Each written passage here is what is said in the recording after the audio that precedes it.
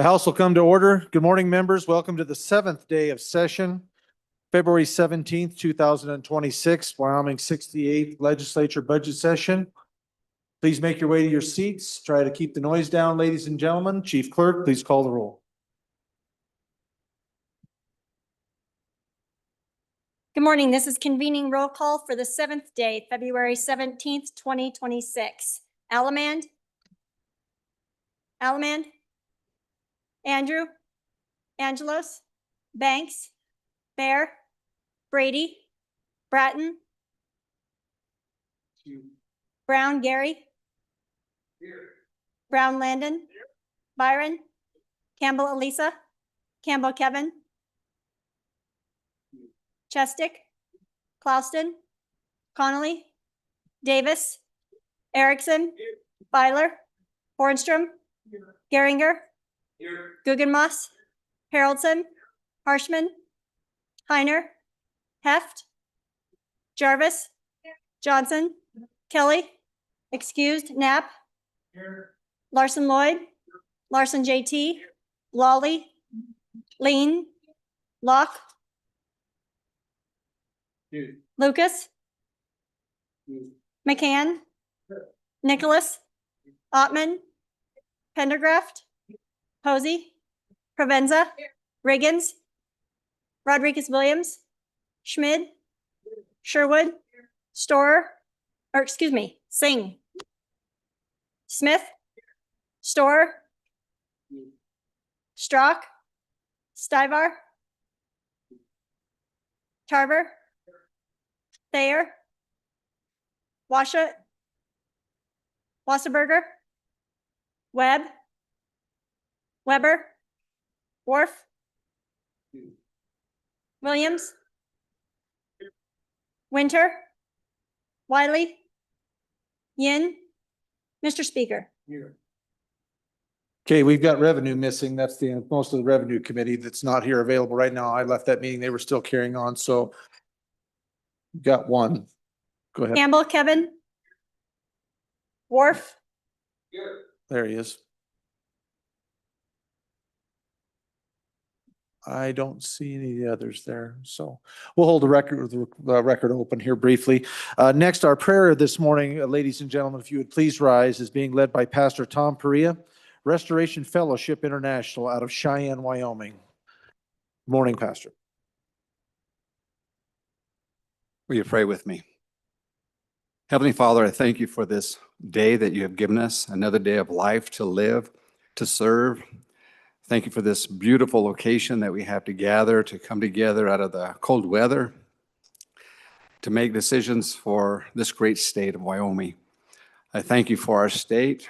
I thank you for our legislators. I thank you for our branches that serve our great nation, our executive branch, our legislative branch, our judicial branch. I pray, dear God, in these days that you would give them wisdom. I'm thankful for the Constitution that you have given us through these many men, our founding fathers, dear God, that is one of the greatest living documents to govern our great nation and our lives. Outside of the Word of God, I thank you that you have blessed our nation with this great, great Constitution, and may we serve it and yield to it. And Lord, I pray today that you would continue to give these individuals that desire to serve our community and those that have voted them in the wisdom and the guidance. I pray that we would live under your two great commandments, that we would love you with all our soul, heart, and mind, and that we would love one another. And that I pray that we would debate in a civil way and a loving way, knowing that we serve and will be accountable to someone greater than ourselves. Bless, once again, this great body. Give them wisdom, give them guidance. And I pray once again that you would bless our great nation, that we can truly say, God bless America. Thank you for this great nation that we get to live in and serve in. And I pray this all in the mighty name and precious name, in my opinion, the greatest name, Jesus Christ. And it's in his name I ask these things. Amen. Thank you, Pastor. Fellow members.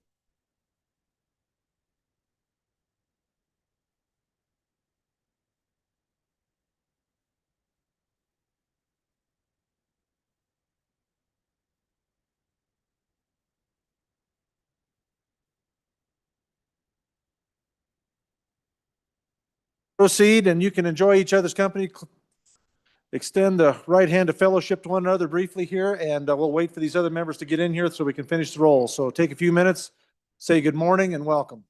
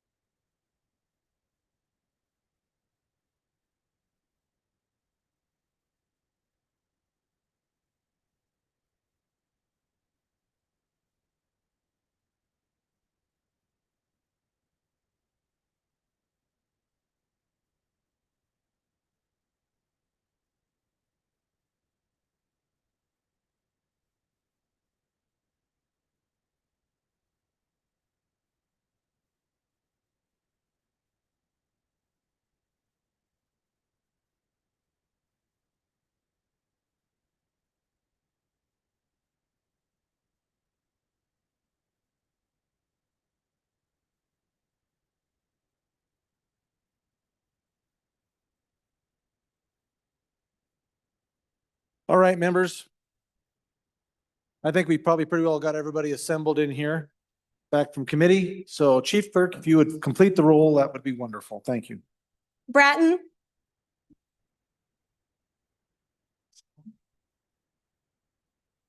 There, yes. Locke, Lucas,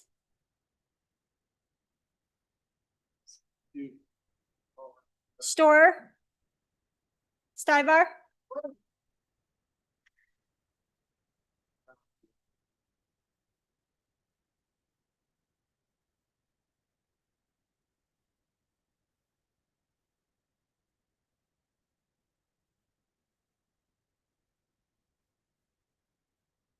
Lucas,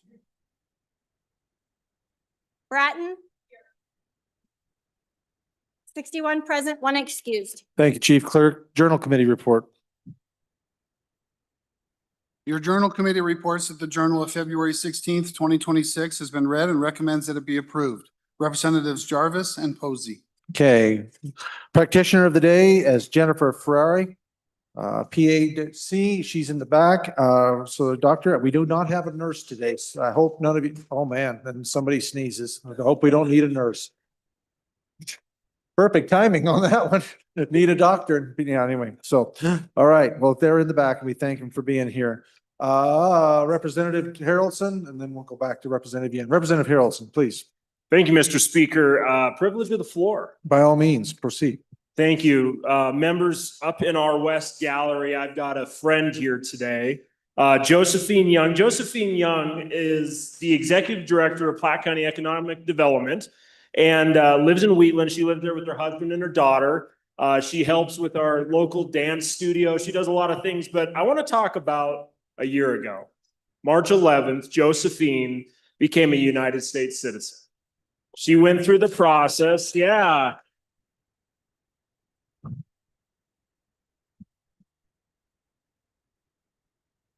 Josephine has lived most of her life here, coming from Canada, but she went through the full naturalization process. She proudly studied, she worked for it, and she truly is living the American dream as she has passed her citizenship test and is now advocating for our great state and our great county. And so Josephine, welcome. It's good to have you as a friend, as well as a part of our community and part of our team there in Platte County. So welcome.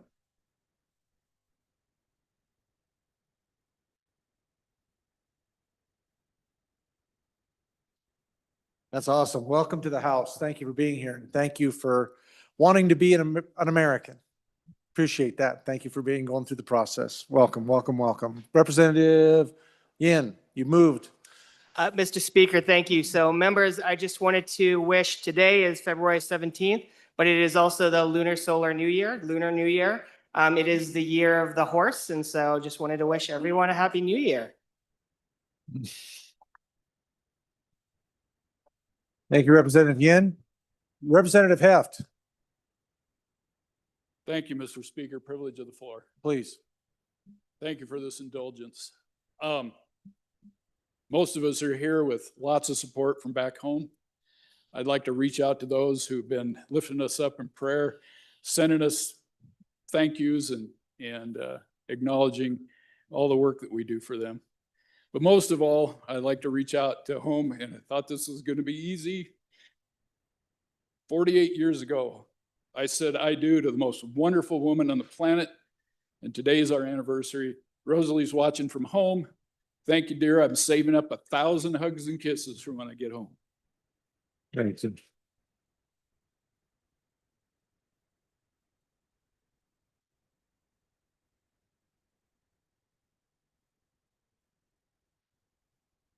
When you start talking about the folks back home that are keeping things going and all the work and the effort that they put in, and anybody in this chamber that I know there's nobody in this chamber that does not fully understand that you do not serve by yourself, that the folks that are at home are holding you up in prayer and taking care of things. My wife is home feeding cattle and making sure things are working and praying for all of us for direction. And so we are so thankful. And Representative Heft, congratulations on your anniversary. That is a huge mile mark. That is really the exception and not the rule many times. And so congratulations and well done, and many more years and happy marital bliss to come. Representative Forsstrom. Thank you, Mr. Speaker. Today in the South Gallery, I'd like to recognize the fourth graders from Carpenter Elementary School who are here with their teacher, Lisa Root. If you guys would stand up.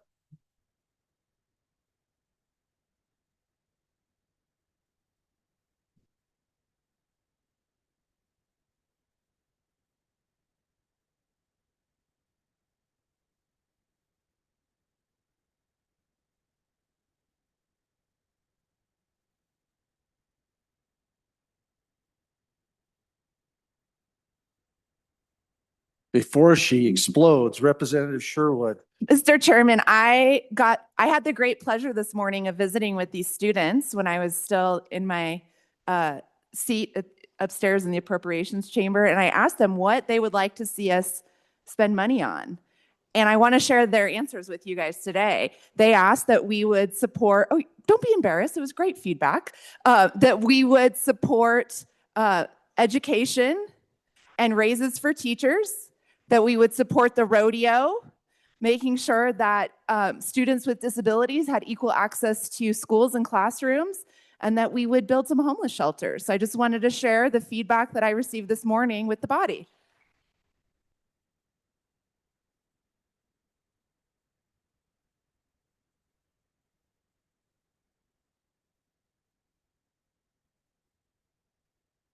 Welcome to the House. Glad to have you here, young people. You're the future of our state and our nation. So we're thankful that you're here watching this process and understanding better how this works. So, should we do, yeah, okay. Yep. Lighten the air a little bit here. Anyway, try your best, Representative Filer. Go ahead. All right, Mr. Speaker, can I have a privilege of the floor? Yeah. That's not debatable. We don't need no vote on that. Geez, y'all get safe on that one. All right, so I had a whole bunch of like really cool ones where we made fun of the other body, but I decided to keep it civil. So, what? Shh. Okay. So folks, I used to work in a calendar factory. Want to know why I got fired? I took too many days off.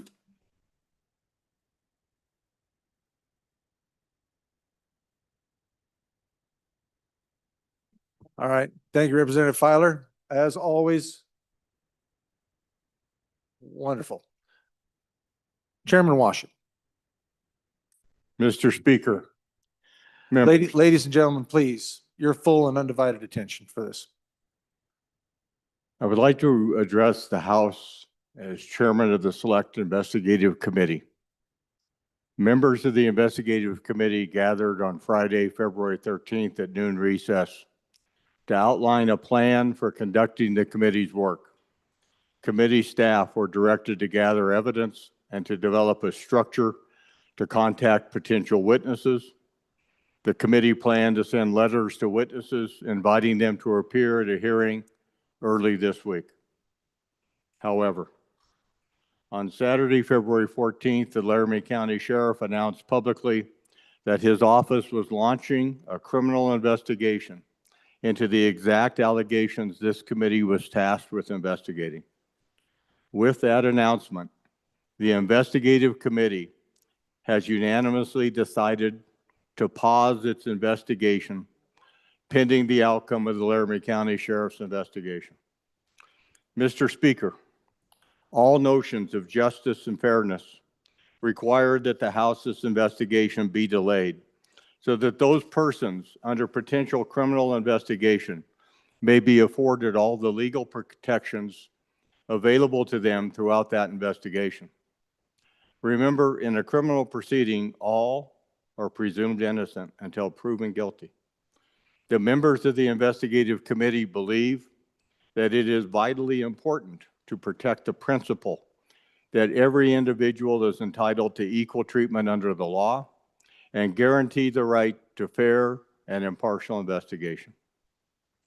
Joint Rule of the Senate and the House 22-1, subsection K, Romanet 6, which controls investigations of ethical complaints against the legislator, states that if the subcommittee of Management Council tasked with deciding whether there is probable cause to believe legislative misconduct occurred, determines that the complaint alleges criminal activity, the subcommittee may recommend that further proceedings under this rule be held in abeyance pending the completion of any criminal investigation.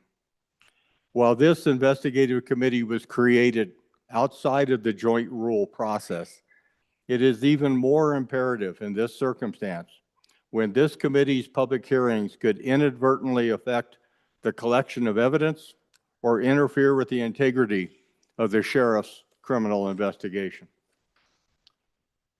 If the criminal matter is not resolved until the conclusion of this legislative session, the Management Council can reappoint this investigative committee or another committee to review the Laramie County Sheriff's findings, conduct any additional necessary investigations, determine whether any rules of the House or standards of conduct expected of our members were violated, and provide recommendations based on those findings.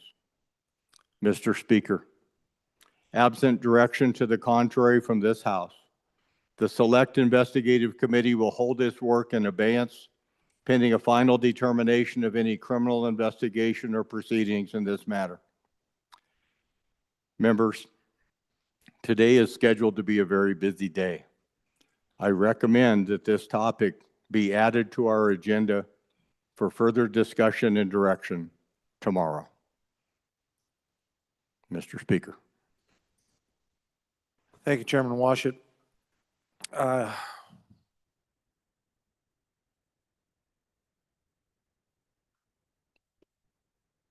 guess I will open it up to the body. What are your thoughts? Do you want to wait till tomorrow? Mr. Speaker, Let's let this thing go. Representative Bear. I think the body should know what kind of communication the committee or leadership has had with the sheriff.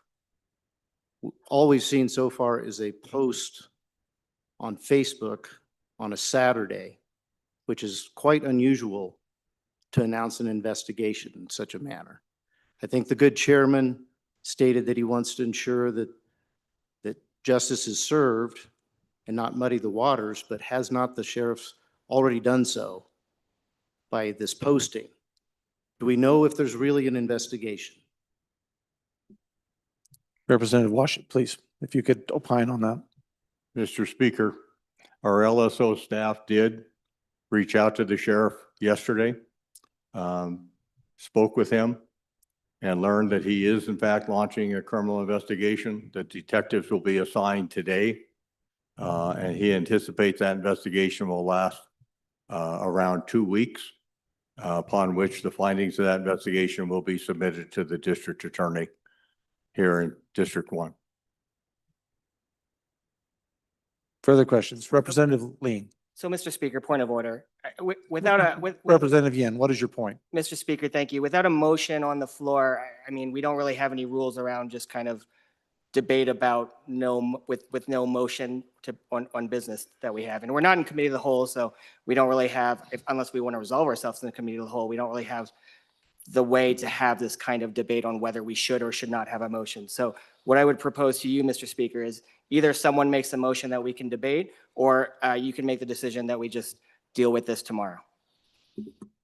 Well, thank you, Representative Yen. My idea was at this point, I would like to hear the feeling of this body and have I don't want to take a lot more time than what is absolutely necessary, but this is very, very important. And I don't want to do anything outside of the scope of what this body sees fit, is to make sure that there is complete transparency and we have every opportunity to make sure that this goes and does exactly what the purpose of it was, and that is to clarify exactly what happened and make sure that we get to the bottom of it. I have no problem at all with waiting till tomorrow because of what we have going. And if that is the motion of the body, I would gladly entertain that motion. And I think it would be great to be able to have some more opportunity to discuss some of these points that are brought up. But I don't want to restrict this body's ability to be able to ask a question that may have some determination on the information that we seek today about the discussion tomorrow. So I hate to restrict that, but we'll see. What is the motion of the body? I'm here for the body's edification. So Representative Lean, you were here, and then I'll go to Representative Larson Lloyd. Representative Lean. Thank you, Mr. Speaker. I just asked the chairman of the select committee to clarify some jurisdiction of the Laramie County Sheriff, as this is a state building and we are on state property. Therefore, wouldn't it be the Highway Patrol that needs to conduct this investigation? Thank you. Thank you, Representative Lean. Representative Larson. Mr. Chairman, I excuse my ignorance and maybe out of order, but I would like to make a motion that we adopt the recommendation from the chairman of the committee hearing this, and we postpone any further conversation on the matter until tomorrow and take whatever time we need to tomorrow to do that. Is that an appropriate motion, Mr. Chair? I do believe it is, Representative, and I appreciate that, and I'm certainly glad to entertain that motion. We have a motion on the floor. Any discussion? Representative Provenza. Thank you for clarification. Is the motion to move that we are postponing this committee? Or is the motion that we are not going to debate anything because we don't need a motion? I would say that we're in violation of our own rules by allowing to just have privileges of the floor, which we're not even taking. We're just being called upon. So I just would like some clarification before I make a vote on whether we are postponing the investigative committee and the motion that we passed last week unanimously, or are we postponing debate? And what's the debate motion for? Representative Larson. Thank you, Mr. Chairman. I'll try and make that a little more clearer. The way I understood the request from the chairman of the committee was that we postpone any further conversation or explanation of the material that they have reviewed, conversations about the sheriff's investigation. It is not delaying the committee. It's just delaying the conversation and asking questions until tomorrow. Thank you, Representative Larson. That is my understanding of the motion as well. Nothing is being delayed. We're simply saying that we're not going to discuss this until an appropriate time tomorrow. We will allow members to opine. Any other question being called? All those in favor of motion made by Representative Larson to wait and discuss this further tomorrow, signify by saying aye. All those opposed, no. Motion has been adopted. Division being called. All those in favor of postponing the discussion currently till tomorrow at a time that we will discuss, please stand.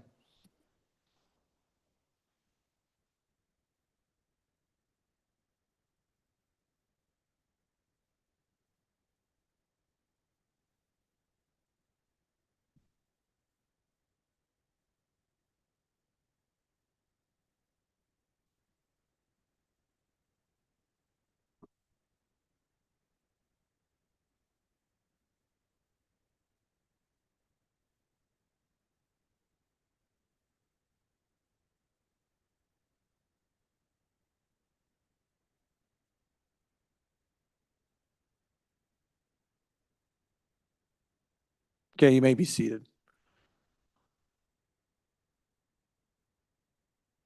I'm fairly confident there's not going to be as many as 41. So the motion is adopted to discuss this tomorrow. Representative Provenza. Thank you, Mr. Speaker. According to Rule 8-5, I'd like to submit a protest to the Journal. We passed a motion unanimously. And I, at the time, didn't know that further members of this body were implicated.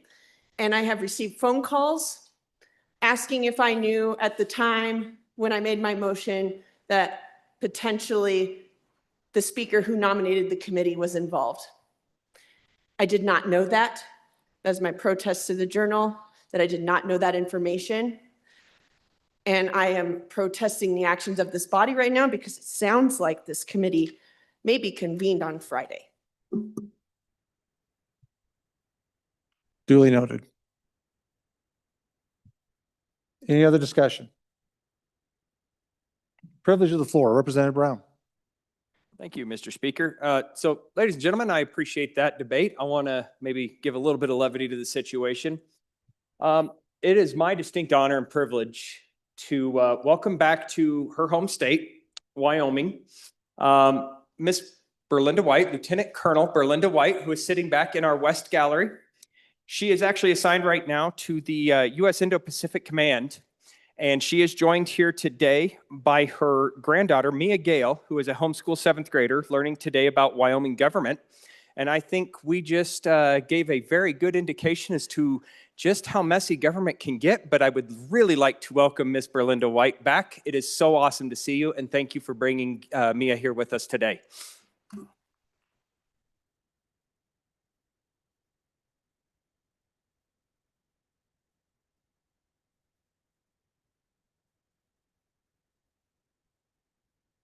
Thank you for being here. Thank you for your service, and welcome to the House. It isn't always fun like this. Sometimes it's even funner. So glad you're here.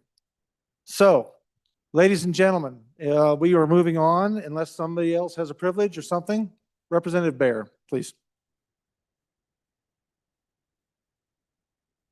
Representative Bear, Thank you, Mr. Speaker. Privilege of the floor, please. please. Thank you, Mr. Speaker. So last year, when we were working on the supplemental budget, I took time to help the body understand a couple of documents. And last week, I promised this document as I discussed the budget and why we took the actions that JAC did. And I just want to take just a moment and go over these with you. So today you received the latest goldenrod, this sheet right here.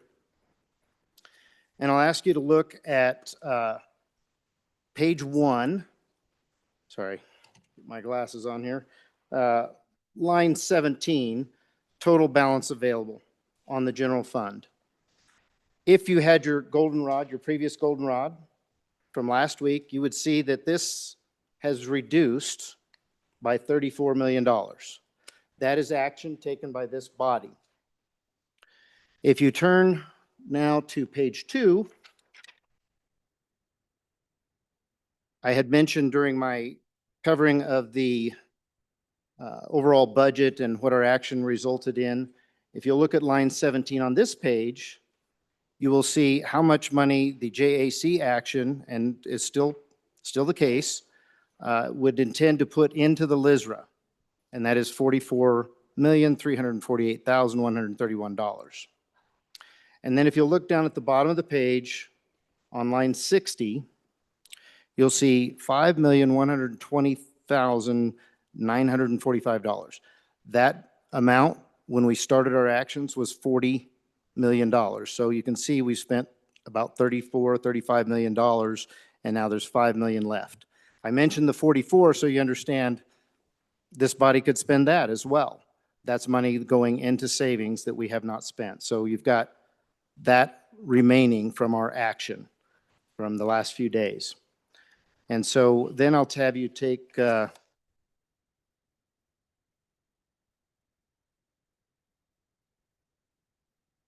if we look at the water development 1 and 2 on the last page, there has been some action there of moving funds on the other body down at the end of the hall has done. And so you'll look at line 52, you'll see I'm sorry, 54, you'll see right now those accounts are not looking too great.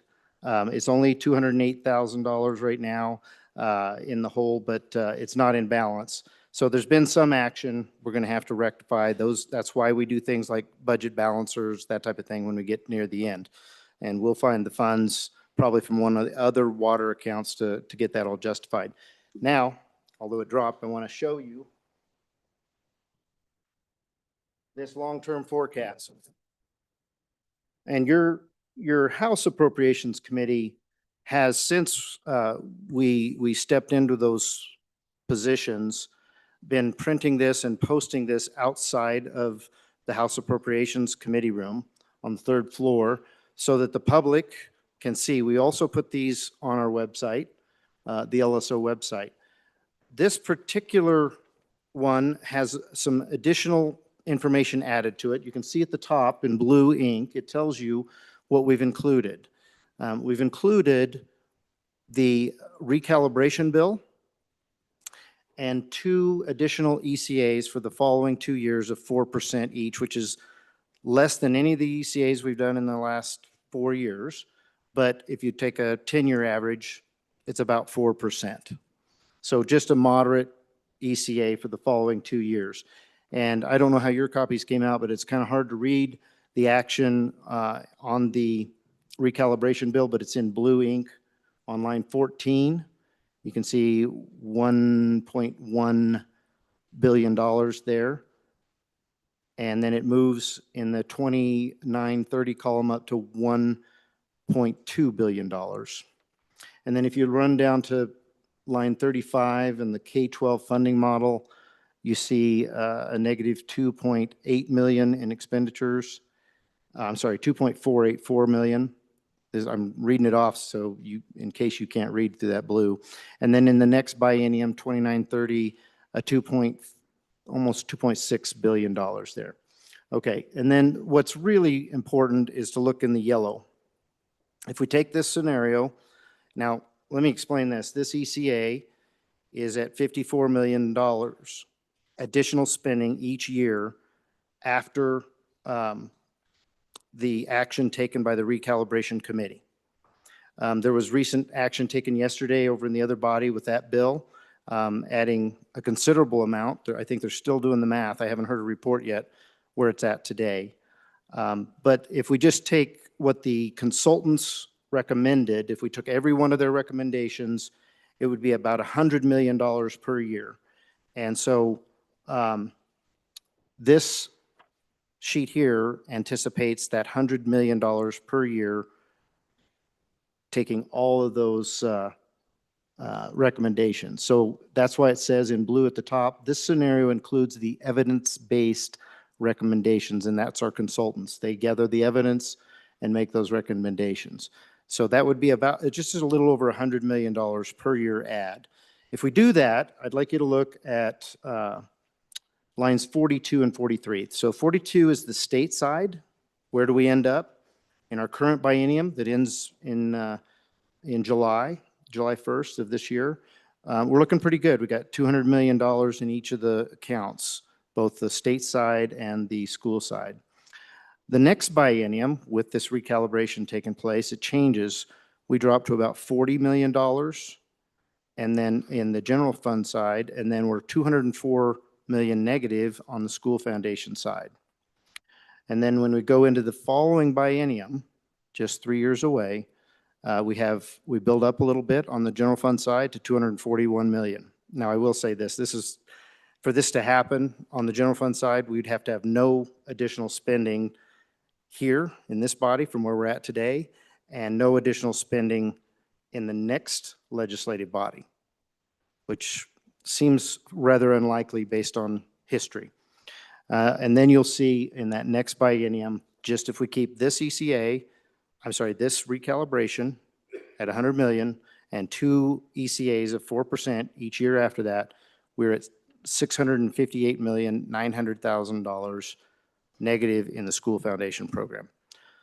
I mention that because that is the real reason that your JAC worked hard to try to find a way to reduce the expanding expenditures that the body has been approving. And so today you'll see us attempt to hold on to that for these very reasons. And Mr. Speaker, I appreciate the opportunity to have this conversation. Thank you, Representative Bear. Appreciate the information and the description, and for all of our edification. Yeah, we're going to be up to our eyeballs in that here in just a very brief amount of time. Okay, continuing on, I see Representative Pendergraft. Thank Please. you, Mr. Speaker. Just very briefly, if you look on page 1, line 30, it says locals. You look over to the right, you see a number of 105 million. Note 4, set at 105 million. As we all know, we moved that percentage from 5.6 to 7. And there's another effect that alters this result. Thank you, Representative. Okay, see. Thank you, Representative Brown. Okay, messages from the Senate. Message 112. Mr. Speaker, the Senate adopted the Committee of the Whole report failing the bill listed below by the vote indicated. Senate File 34, roadside safety amendments. Ayes 8, noes 22, excused 1. The bill has been indefinitely postponed. Sincerely, Ellen Thompson, Senate Chief Clerk. Okay, we'll go on to reports from our standing committees, please. Reading clerk. House Bill 126, sponsored by Representative Nyman. Human Heartbeat Act, an act relating to public health and safety. Mr. Speaker, your committee number 10, Labor, Health, and Social Services, to whom is referred House Bill 126, Human Heartbeat Act, respectfully report same back to the House with the recommendation that do pass. Ayes, Representatives Klauston, Guggenmoss, Heft, McCann, Ottman, Rodriguez-Williams, Wasserberger. Noes, Representative Thayer and Yen. Representative Rodriguez-Williams, Chairman. House Bill 141, sponsored by Representative Bear, Fifth Amendment Protection Act, an act relating to cities, towns, and counties. Mr. Speaker, your committee number 2 appropriations, to whom is referred House Bill 141, Fifth Amendment Protection Act, respectfully report same back to the House with the recommendation that do pass with the following amendments. Ayes, Representatives Alaman, Angelos, Bear, Haroldson, Pendergraft, Smith. Noes, Representative Sherwood. Representative Sherwood, Vice Chairman. Thank you, reading clerk. Senate files on first reading. Senate File 30, sponsored by corporations. First reading of the bill, Senate file. Elections, voter registration revisions. Senate file, read that again, 30. I didn't get my list up. Senate file 30 is going to be assigned to committee number 7, corporations. Next Senate file for our consideration, Senate file 80. Senate File 80, sponsored by Revenue. First reading of the file. Department of Revenue, Electronic Communication. Senate file number 80 will be assigned to committee number 3, revenue. Okay. Okay, we'll proceed on. We're going to try to get through, ladies and gentlemen, some of these second reading bills right quick. I know I told you yesterday we're going to go straight into the amendments on bill number 1, but we've got a bunch of them here that do not have amendments, ladies and gentlemen. So in an effort to try to keep moving things along for all of our sakes, we will try to get these through. So, Mr. Majority Floor Leader. Thank you, Mr. Speaker. Trying to keep things moving along for tomorrow. So there are 2 bills that have amendments or will have an amendment. So pursuant to Rule 7-3, I move that the two second reading bills be laid back for 1 day. House Bill 10 and House Bill 111.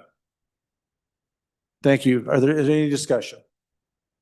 Hearing no objection is so ordered. Okay, reading bills for our consideration. Yes, sir. Representative Harshman. Mr. Speaker, I just, privilege, please, just on. Please. I was under the understanding when we left that we were not going to do these second reading first, so I didn't prepare amendments that I would prepare, and I did. So I was under the understanding we were going to go right into the budget. I don't know. So I guess so I would like to lay back another bill. I think it's House Bill 23 that, so it can run a second reading amendment tomorrow. Sure. Thank you, Mr. Speaker. You bet. Hearing no objection. House Bill 23. Laid back for 1 day.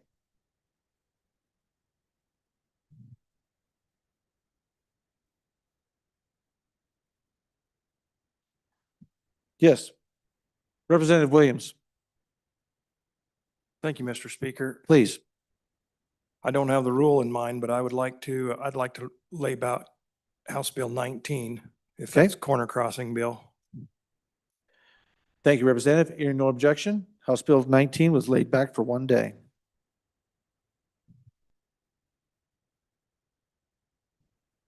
Any others? Is that it? No others? Okay. Reading clerk. First bill for our consideration on second reading. We are at that order of business, bills on second reading. First bill for our consideration is House Bill 1. Or no, excuse me, House Bill 2. House Bill 2, sponsored by Representative Filer. Fast Track Permits Act, an act relating to cities, county, state, and local powers. Having House Bill number 2 having been read 2 separate times, the question is, shall the bill be read a third time? Hearing no objection, it is so ordered. Next bill for our consideration is House Bill 17. House Bill 17, sponsored by Blockchain. Select Committee on Blockchain and Emerging Technologies, an act relating to the legislature. House Bill 17 having been read 2 separate times, the question is, shall the bill be read a third time? Hearing no objection, is so ordered. Next bill for our consideration, House Bill 22. House Bill 22, sponsored by Representative Heiner. Recall of elected municipal officers, an act relating to cities, towns, and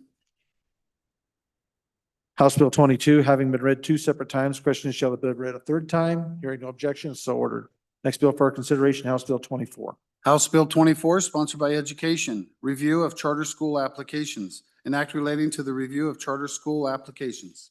House Bill 24 having been read 2 separate times, question is, shall the bill be read a third time? Hearing no objection, it is so ordered. Next bill for our consideration, House Bill 87. House Bill 87, sponsored by Water. Omnibus Water Bill Planning, an act relating to water development projects. House Bill 87 having been read 2 separate times, question is, shall the bill be read a third time? Hearing no objection, is so ordered. Next bill for our consideration, House Bill 122. House Bill 122, sponsored by Appropriations, Wyoming Rural Health Transformation Program, an act relating to the Federal Rural Health Transformation Program funds. House Bill 122, having been read two separate times, the question is, shall the bill be read a third time? Hearing no objection, it is so ordered. Next, Senate file for our consideration, Senate File 2. Senate File 2, sponsored by Management Council, Legislative Budget, an act relating to appropriations for the legislature. House Senate File number 2, having been read two separate times, the question is, shall the bill be read a third time? Hearing no objection, it is so ordered. Okay, the remaining bills, we will hear them tomorrow, which will move us down.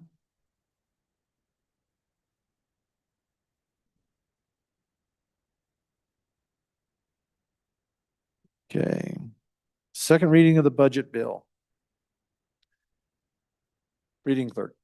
House Bill 1, sponsored by Appropriations, General Government Appropriations 2, an act to make appropriations for the fiscal biennium commencing July 1st, 2026 and ending June 30th, 2028. We have amendments. Couple, not a big deal. We can do this, people. All right. First amendment for our consideration.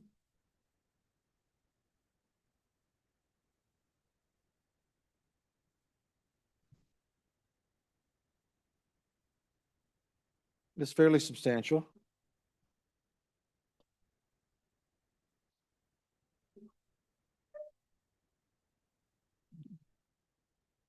All right.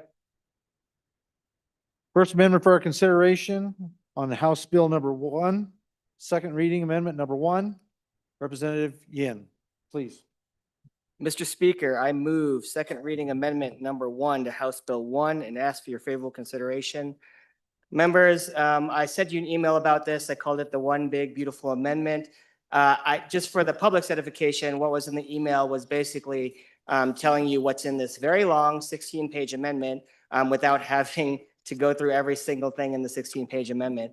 What this does is this just returns us to the governor's recommendation.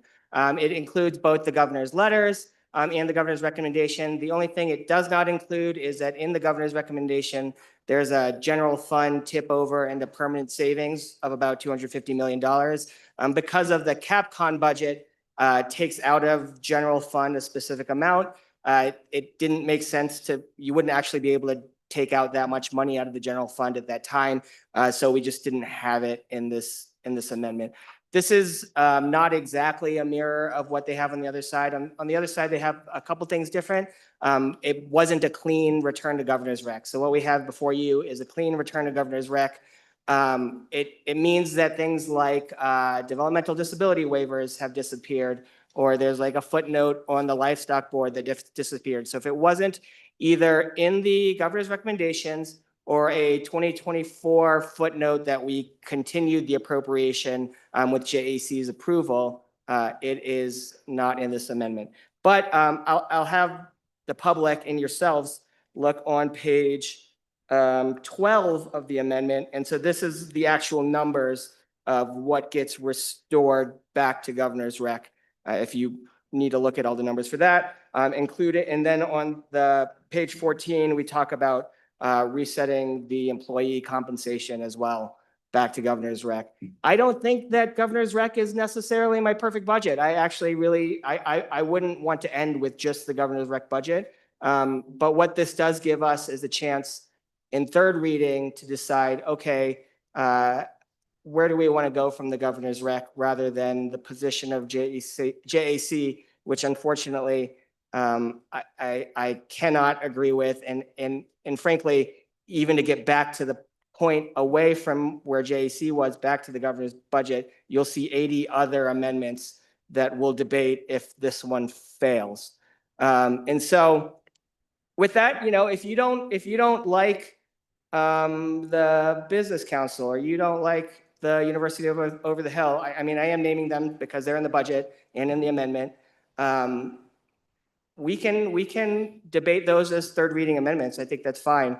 But I do think that we need to start with a different starting place, and would ask for your favorable consideration. Thank you, Mr. Speaker.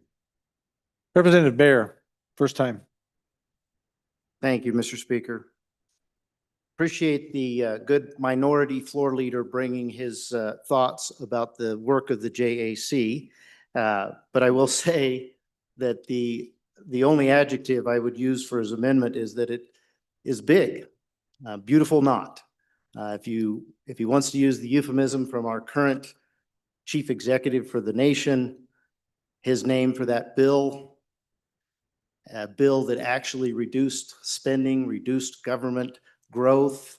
I think it's being misused here. Mr. And Chairman, so, just Representative Yen, you have a point? point of order. Yes, yeah. Yes. I mean, this isn't about a different bill. This is about this amendment on our budget bill. Thank you, Mr. Speaker. Representative Bear. thank you, Mr. Speaker.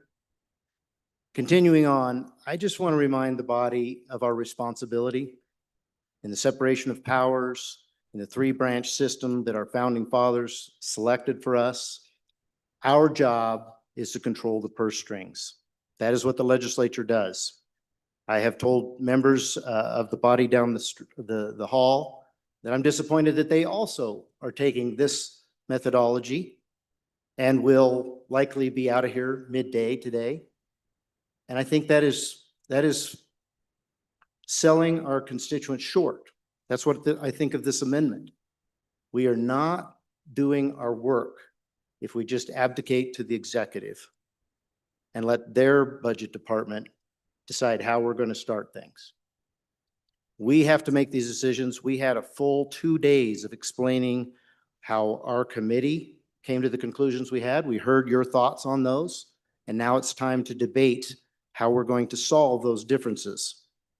But to simply abdicate and give it back to the chief executive, I think is truly selling your constituents short.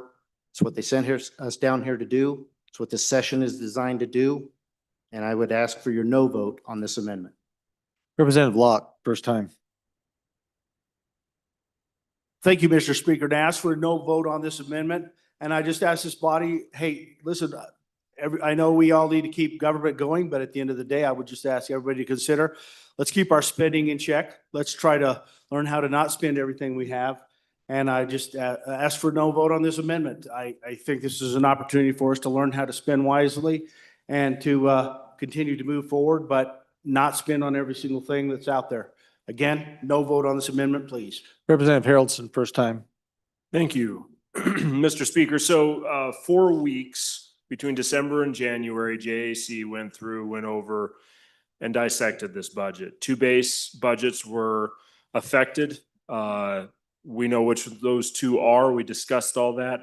The rest of the changes that we made were to additions to that budget. And so by passing this amendment, we would go back to what we started with at the beginning of that 4 weeks, and we would grow government. Is there conversations that need to be had about a whole bunch of different aspects of this budget? Absolutely. There's 120 some odd amendments to make that conversation happen. But if we pass this right now, what we've effectively done is eliminated our voice and eliminated one of our readings of the budget, in my opinion. So would ask for a no vote on this amendment. Representative Larson, first time. JT. Thank you, Mr. Speaker.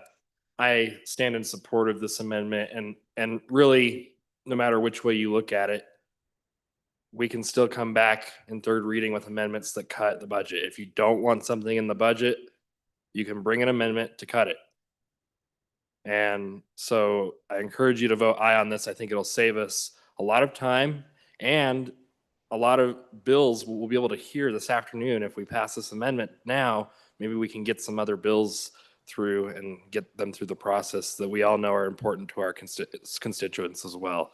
So that's what I would encourage, is an aye vote now, so we can work on other legislation as well today and move forward on those things as well, because that's what we're here to do too. So thank you. Representative Lawley, first time. Thank you, Mr. Speaker. I'm uncertain about where I stand on this bill. I didn't really even look at it until I got the email we all received last night. And I'm just still considering my vote, honestly. But I wanted to go ahead and share with you some concerns I have that you'll hear maybe about amendments too that I bring, but they really apply more generally. And I want to start by saying I do appreciate the work of the JAC. Listen, this is a hard and thankless job. They put in a lot of hours. But that said, I do have some questions about process that I'm wrestling with. So first of all, I'm concerned about the lack of an adequate record from the JAC committee meetings. They received a lot of testimony, but there wasn't the kind of interaction that brought forth the concerns that they later Point of determined. order. What's your point? Could we please stay on the amendment? Thank you. Excuse me. Representative Lawley. Thank you, Mr. Speaker. This is on the amendment. This is why I'm concerned about I'm considering even this amendment. This is why. And so I think that's appropriate to talk about the process, because this really goes to why I would support something as global as this, because there's a lot of things in here that I would, I would want to come back and make some changes to. So I'm just trying to process it, but I think it's important that, why does this matter? Well, I find no basis for the JAC recommendations that gives me no way to evaluate many of these cuts. I just am looking for it. I've been looking for it. I asked questions in committee of the whole about it. And what it comes down to is that admitted that there's numerous times that they didn't have any conversations with agencies about the cuts they planned or listened to agencies about the impact. That's what I needed to know. That's the kinds of things for me to evaluate the cuts that I didn't get. Public testimony was so isolated by the JEC and extremely limited in time. And it made it extremely difficult for these concerns that other people might have to arise, so we could consider them ourselves as well as we look at the record of the JEC. Listen, there were no public testimony after the cuts were made. So we didn't get any feedback that would help me as a legislator evaluate what the JEC actually recommended, other than that's what they think is a good idea. And I appreciate that, but it's not enough for my district. I got so much feedback on some of these cuts. It was some surprising and some not surprising. But this lack of public testimony and the timing of it, quite frankly, it has a sort of a lack of transparency that bothers me. And the across the board cuts to things like IT is one of the areas I can give you the best example. I would have liked to see the JEC interact with specific agencies that we know their core mission requires IT, like DFS, and to really evaluate whether they needed to be carved out. I understand other people would want to get in line to get a carve out, but we can't, the fear of that can't stop us from saying, are there agencies whose core mission depends on their error rate, their fraud rate, all of the things that we care about? The IT is a central part of that. But across the board cut with no questions like that, they concern me. So again, I don't know what I'm going to do here, but the only reason I'm considering it is because of these very things. I don't know what to do with that. Thank you, Representative. Representative Nicholas. Thank you, Mr. Speaker. Please. So, ladies and gentlemen, I think this bill, this amendment needs some really serious consideration. Number one, we can go home before lunch. But number two, it takes all of the IT issues that we funded for 1 year and takes them back to 2 years. And we're going to have to do that either one at a time or en bloc, one or the other, because we have to fix that problem. This also gives funding back to the University of Wyoming. And if you listened to the debates over the last week and a half, I think that's the will of the majority right now. So literally, I respectfully would submit that it's not our obligation to accept the work of the JAC if we disagree with it. And this is the simplest way is just to start over and take us back to where we were in the beginning. And then we can walk through any other amendments, which want to take out, which we want to take back in. But this is for good government, and this is for the good of Wyoming. And so that's why we have this in front of us. Representative Stivar. Thank you, Mr. Speaker. I really don't know where I'm at on this amendment, but one thing that I've heard since I've been in in the House is trust your committees. You got to trust your committees. So let's trust the committee. Let's go through these amendments and be done with it. Thank you. Representative Filer. Thank you, Mr. Speaker. I was struggling with this morning a little bit too. But the more I thought about it, Mr. Speaker, it was when we first started the budget, we were trying to get explanations. We were trying to ask questions. How do we get to these numbers? What was said within the committees? And we didn't really get a lot of questions answered. So I think what this amendment does is it brings us back to there. It allows this body here on third reading to be able to get those questions answered, because in order to take it away from here, there's going to have to be budget amendments, and they're going to have to explain why we need those cuts. Why do we need cuts to the university? Why do we have to try to find ways and bills to make sure that our community colleges are able to operate for our young folks, right? So this, when you bring an amendment, you have to be able to articulate why you're bringing the amendment. This is what's going to make it more transparent, so that way the people of Wyoming understand why the Joint Appropriations Committee did what they did. Because if there was no more comment after the cuts, that is not transparency. It seems a little more vindictive. Representative Wharf, first time. Mr. Speaker, if I may. I rise in opposition to this, and I'll just tell you that the easy thing would be to pass this amendment, but I don't think that's the wise and prudent thing. This body has the ability, and I've been here 2 separate terms. There's a break in between them, and I can tell you the first term I was here, the budget was just horrendous. I struggled to keep up. And I can tell you, that's one thing I can tell you. You might not like how it was done, but I can tell you the difference between my first time seeing the budget and my second time seeing the budget.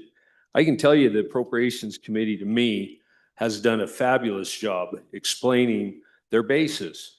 And I think that's what's been the genesis of all the amendments that are being proposed. I don't think it's wise for us to give a day up by ceding to the executive branch. Our job is to debate. And I can tell you, I leave it to this body. We're smart enough, I think. I have to trust the system, and the system's designed this way. And if we need to amend it, amend it. Going back to what the executive branch is recommending, to me, is a mistake. It costs us 1 reading. Second reading, we all know, it does. It kicks back where we only get 1 more bite at the apple. This gives us a chance to bite the apple today, and the next time we pick up the budget. I think this is a mistake. The fast track's not always the best track. And in my mind, they should be debated. That's why we have this process in place. So I would urge a no vote on this. Let's debate the bill. Representative Lean, first time. Thank you, Mr. Speaker. I would like to remind the body that in Article 2, Section 1, we have a division of powers. And then as you continue through Article 3, you see that those powers of the purse string lie within the legislature. This is literally our job. If we're going to turn over our powers and hand them to the governor, so be it. But this is literally our constitutional obligation of this body, is to control the purse strings. Please vote no on this amendment. Representative Webb.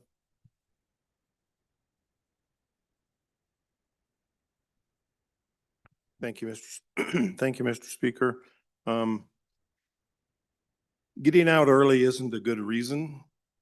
We're here to work. We're not here to pacify ourselves. I have to agree, we need to trust our committee. And I have to agree with the previous speaker. It's our job to do this. These amendments have been proposed. It's our job to go through them. Representative Johnson, first time. Thank you, Mr. Speaker. I am on this amendment and against it. We are giving up our duty. Our job is to create a budget. We've already lost our way on the recalibration. We are going to end up with an unelected judge telling the state of Wyoming how to spend money on their schools. And all of you are going to have to go home and get reelected on not doing your job. Let's do our job now in this house, be done with it. Let's get going. Representative Washit, first time. Thank you, Mr. Speaker. Like many of you, I'm not sure how I'm going to vote on this amendment, but I want to reflect on a few things that have been said. During the presentation of the budget, far too often, I think the response to our inquiries as a body was that was a policy call. And I understand the committee has to make policy calls, but they usually come with some articulation as to why that was seen as the appropriate policy to move forward. I felt that those responses, if it was a policy call, were largely non-responsive to legitimate inquiries from members of this body.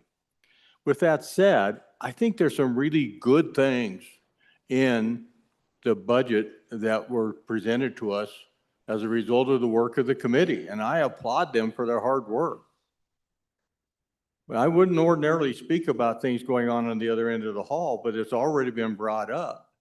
And as a practical consideration, if that's the approach taken down there, for us to take a similar approach isn't an abdication of our responsibilities. We're still going to have amendment process. We're still going to have an opportunity to refine this budget in ways that, as a collective body, we think are important for the state of Wyoming. We're not abdicating anything. But to start with one version of the budget affected by 120 plus budget amendments compared to a very different looking budget bill on the other end of the building seems to me to end up giving the conference committee tremendous influence way beyond what I've seen in the past. So I'm really conflicted on this and just thought I'd share with the body where I'm coming. Representative Geringer for your first time. Thank you, Mr. Speaker. I'm conflicted as well. I am a proponent of limited, responsible government.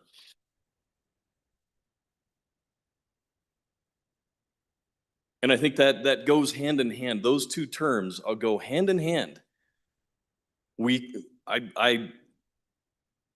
Having a good feeling of the majority of this body, we all believe in limited government.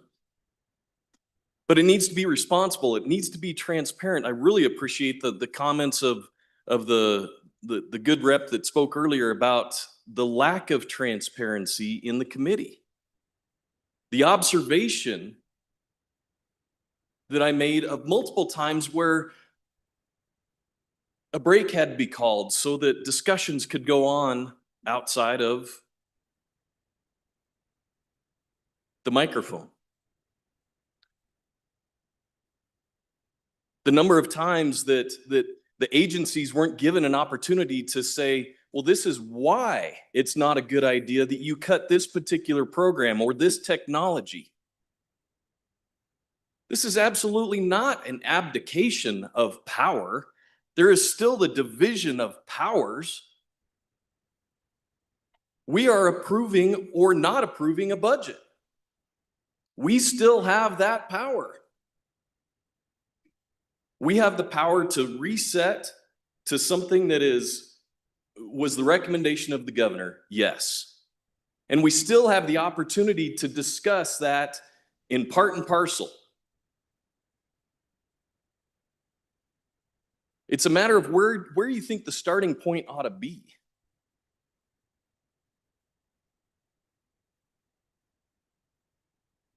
I don't know how I'm going to end up on this. It'll be right at the time of the vote, but I had to push back on the thought that we are abdicating our power. There is no abdication of power in this.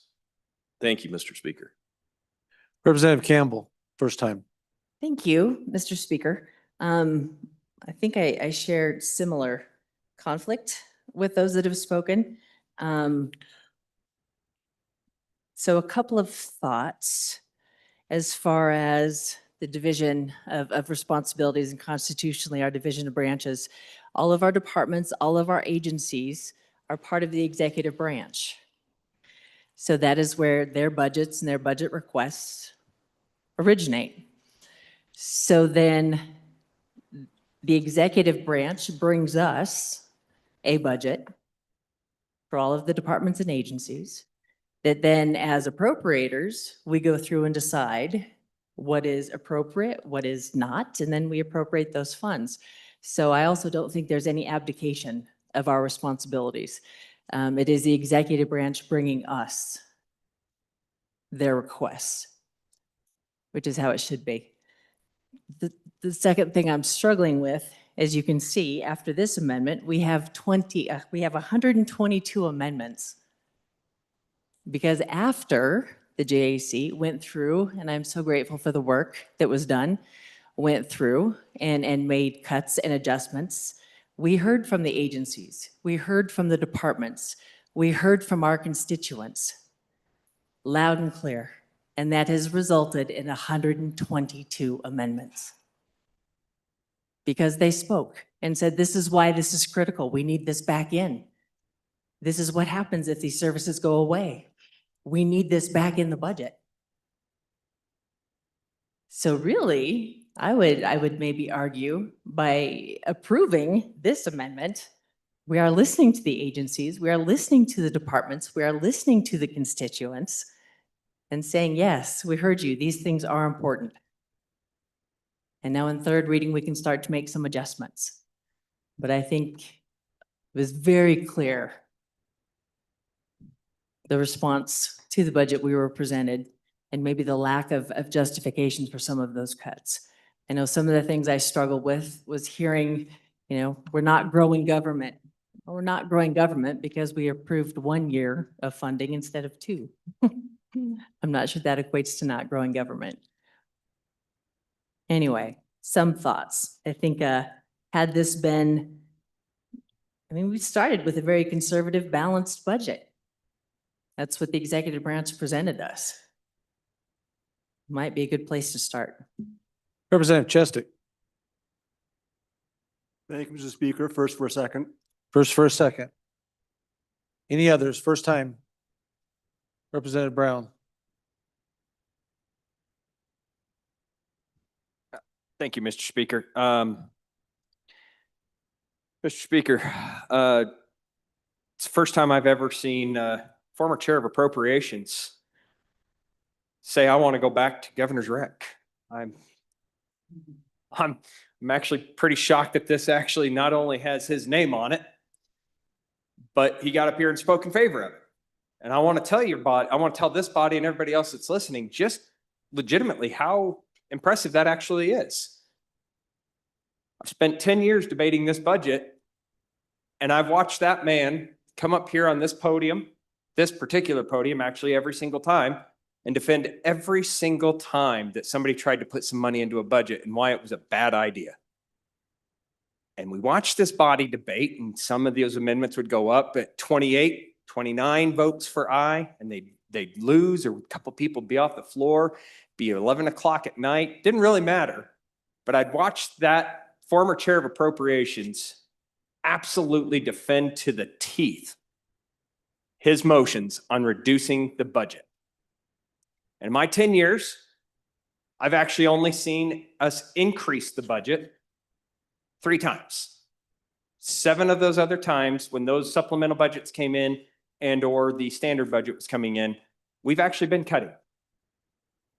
When you actually take a look at our budget, compared this budget now to what we saw back in the 2000s, early 2000s, per capita, that's always the argument, right? We have more government per capita than anybody else. Well, we also have more state programs that keep the federal government out of our backyards and keep our federal government away from being the enforcers. We actually have programs with DFS, DHS, the DEQ, those types of things that are all listed in this amendment. Keeps our state employees doing the jobs instead of having the federal government do it. I'm conflicted on the idea that we want to just go back to governor's rec, but here's why I like this amendment. Because in third reading, we can go back as a body and start dissecting what we want to do as a body and say we do or do not like that governor's rec. Heck, even just doing this one amendment does not save us overt amount of time because there's still probably an additional 40 amendments in here from the former speaker that is going to add and change that we see things. We're still going to have a debate on this budget, ladies and gentlemen. So what does this amendment do? Puts our IT stuff back in and says we're going to do it the way that we should do it, which is a 2-year budget. This is a biennial budget, not an annual budget.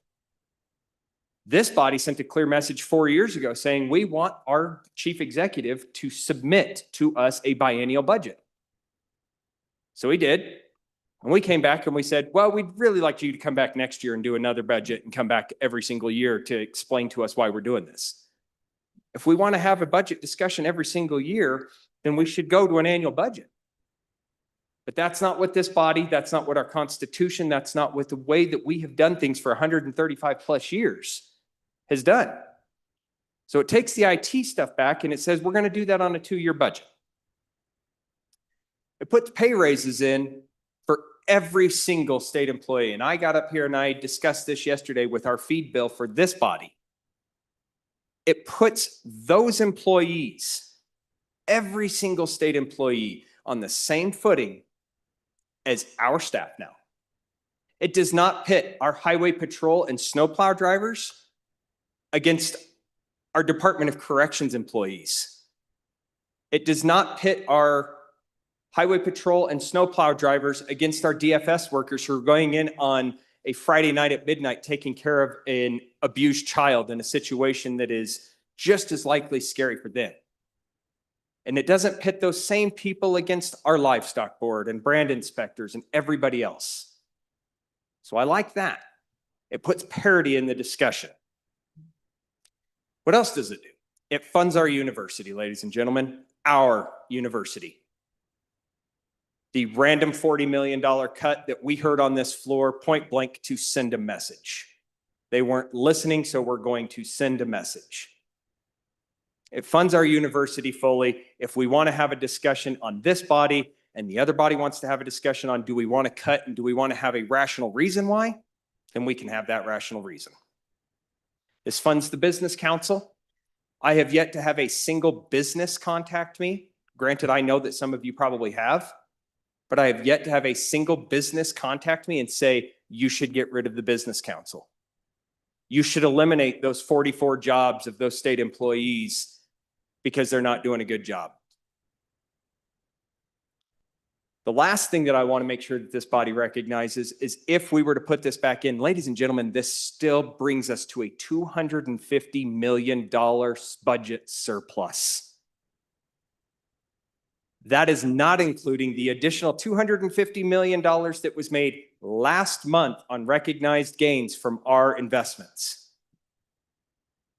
We are not in a position right now where we are to be cutting budgets like we were my first year in this budget when coal, oil, and natural gas tanked and we had property values that tanked. We're not there. We had to cut $600 million because we had to. We're doing this because we want to. And the last thing that I'm going to mention is we had a point of order or a privilege of the floor earlier discussing the long-term profile. And as soon as I can get the information from our staff, I'll tell you, ladies and gentlemen, I've looked at that long-term profile so many different times, it's kind of disgusting. But every single time I've seen one of those long-term profiles, the sky is falling in 6 to 8 years. Every single time. And guess what? 6 to 8 years later, we're still up here debating, and oh, shocker, we've got another $250 million surplus. The sky didn't fall. I do not buy for a second that we are going to be bankrupt in 6 to 8 years. Can we make some adjustments? You bet. Let's do that in third reading. Let's go with a scalpel. Let's do the things that we need to do as a body and go after each one of these individual cuts. We could really have fun with this amendment. And on the second time around, we could divide this amendment and just go after each one of these amendments individually. I don't think anybody wants to do that. But that's what we're doing with this particular amendment. I don't like the governor's rec 100% either. And if we vote this up, you're going to see some cuts from me.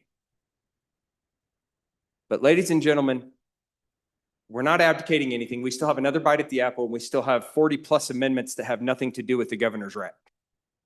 we'll have plenty of time to debate. We'll have plenty of time to talk. Thank you, Representative. Any others? First time. Representative Sherwood, first time. Thank you, Mr. Chairman. First for a second.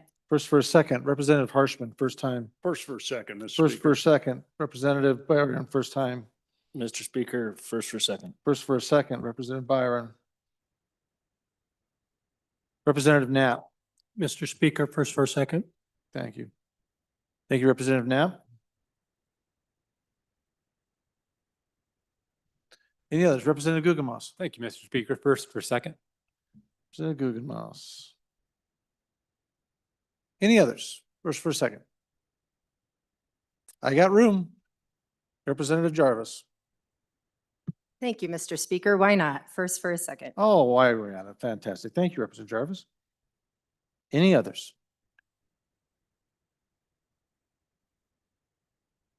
Oh, surely you're not played out already. Okay. Second time. Anyone like to speak on the amendment? Second time. Representative Lawley, second time. Thank you. Thank you, Mr. Speaker. I just want to respond to some of the comments that are quite concerning to me or interesting, but yes, it is our job to go through this process carefully and thoughtfully. But that process begins with JAC doing its job on behalf of the body, where we could understand why they were making certain cuts. The lack of that puts us in a very difficult position. It really does. And again, I'm not trying to be overly critical. They worked hard. They put a lot of hours in, but we don't really have any of the information that would help us evaluate what they cut. So the job begins with the JAC. And so I'm not giving up my part of the job. That's what I'm doing today. And the interesting suggestion that those of us who might vote for this would be because we don't want to do work is also just incomprehensible, because it's not true. It is not true. And it's really insulting in some ways, honestly, because it isn't true. I'm still going to have amendments if this bill passes or not. And I'm going to probably have some more on third reading tomorrow, more work for tomorrow, actually. It kind of shifts the work from second reading to third reading. So the idea that somehow we're getting out of work, trust me, I wore comfortable shoes. I'm bringing lots of water and hydration. I came to stay. Point of order. What is your point, Representative? Mr. Speaker, the body's not interested in what kind of shoes, hydration, the representative is following, health plans, anything like that. We're on the amendment. We're not here to talk about feelings. We're not here to talk about personal interests. Yeah, excuse me. We're on the amendment. Let's stick to the facts on the amendment. Thank you, Representative. Representative Lawley.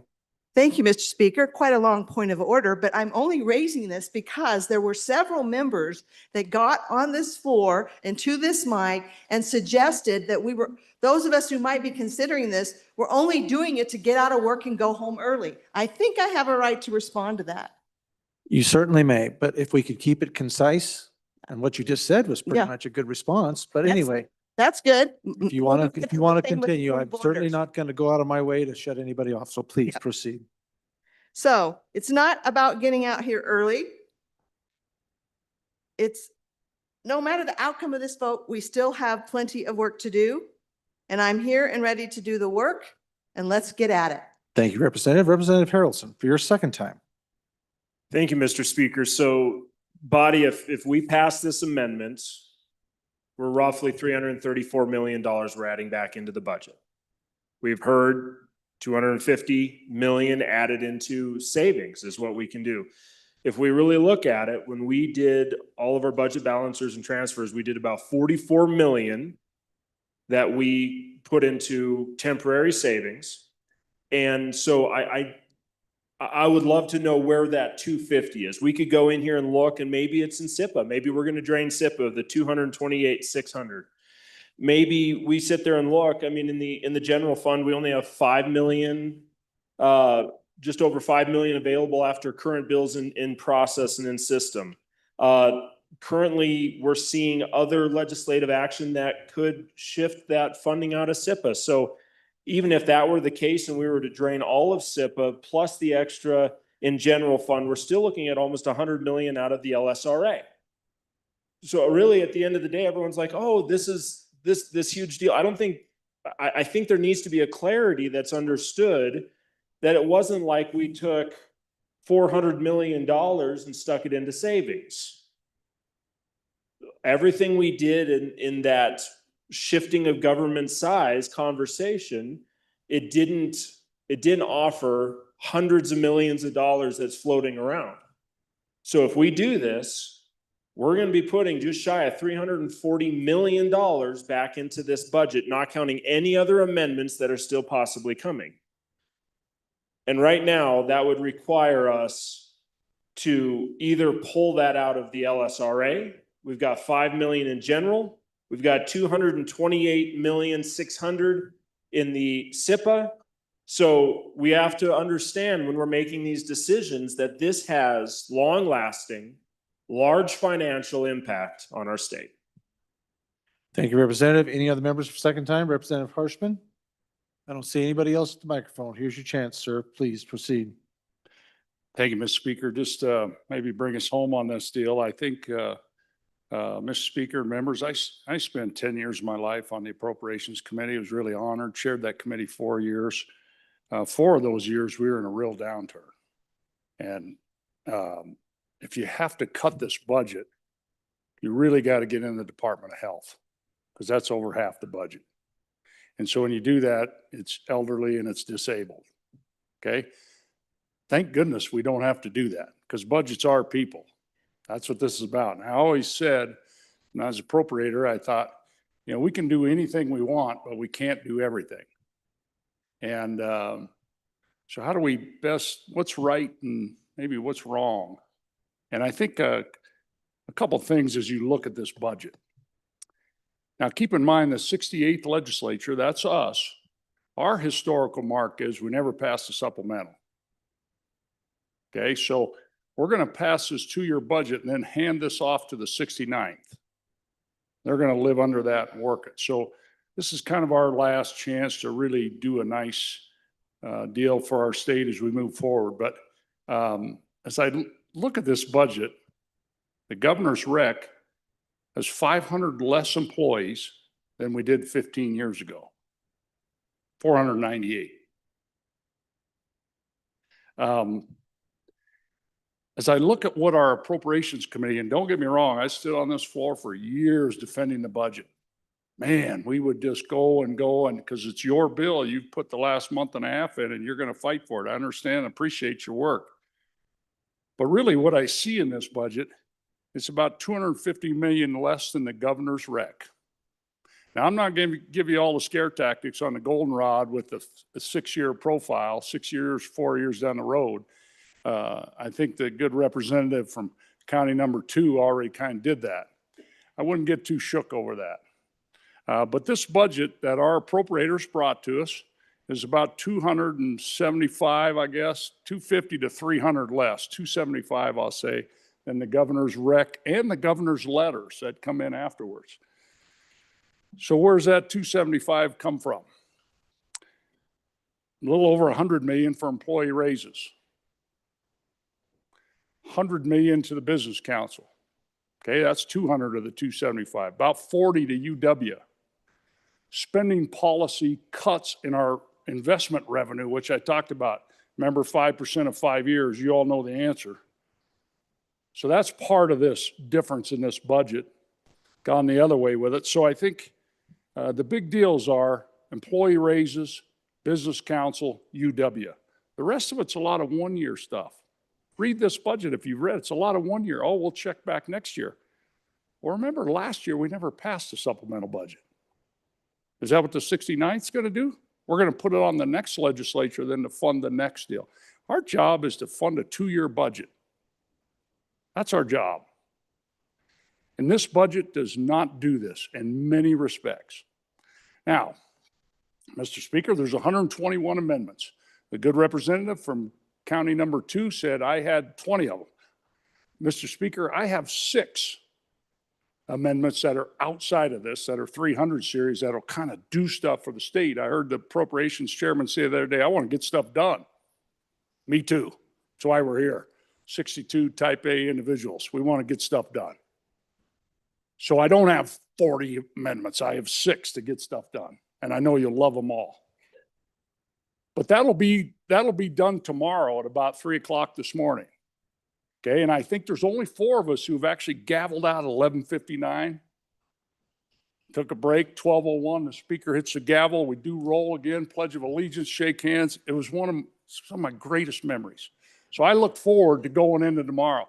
I do, I'm ready, I'm rested, I'm hydrated. It's just gonna be really cool, and you guys are gonna love the experience. No, I'm telling you, so let me just say the 275 million, it's employees, 110 million.